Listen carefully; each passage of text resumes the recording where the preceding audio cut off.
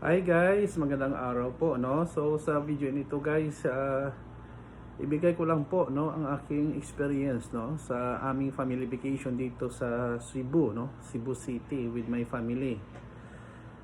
Last December 27 until 29 right now.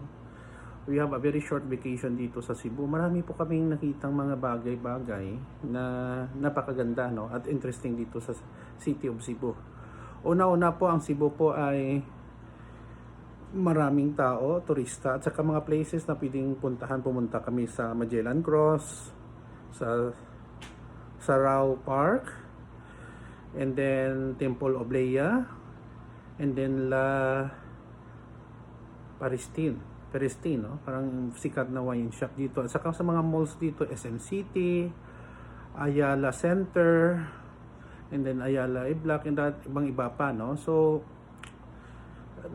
nakita ko ang Cebu, reason pala maraming turista dito locally at saka mga dayuhan, kasi hindi lang maganda ang lugar, ang mga tao, no, particularly ang mga taxi driver at ang mga grab driver, karamihan sa kanila honest at matulungin talaga guys, no. Hindi kayo magsisisi mo pumunta dito. At saka ang food, reasonable lang po ang presyo. Sa ngayon, dito kami naka-stay in sa anong Julian, ang pangalan ng hotel natin? Dohera Hotel, no? Sabi ng anak ko na si Julian na 4-star hotel po ito, pero ang serbisyo po ay parang nasa 5-star ka na rin, no?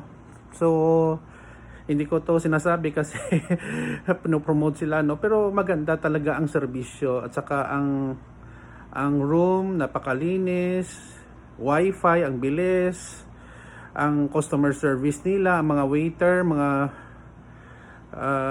iba pa na mga staff sa hotel, matulungin po, no. So we enjoy a lot, no, in a very short vacation. Hindi lang po tayo puro laro, trabaho, negosyo at iba pa. We have to spend some time with our family because they are most important in our lives. Hindi naman lahat po pera-pera lang po, no. So nagpapasalamat din ako sa inyo, no, na walang sawang panonood sa mga video natin, at saka mga nag-subscribe, no. Maraming salamat po guys, no, for this 2023. Meron na po tayong 5,835 subscribers. Thank you so much, no, sa inyong suporta sa channel ko, no. Kahit pagod tayo, we are not feeling well, I'm trying to create videos, kahit short video lang po, para may ma-share lang tayo sa inyo, no. Sana po wag kayong magsawa, no, sa susunod na taon 2024 to support my channel. God loves us, and then don't forget to subscribe po, no, kung bago lang kayo sa channel ko, no. So kita-kita po tayo sa susunod na video guys. Amen, no. Merry Christmas and have a prosperous New Year sa ating lahat po, no. So ito na kaibigan nyo si Jake. Kita-kita tayo sa sunod video. Bye bye guys. Bye bye. Love you all.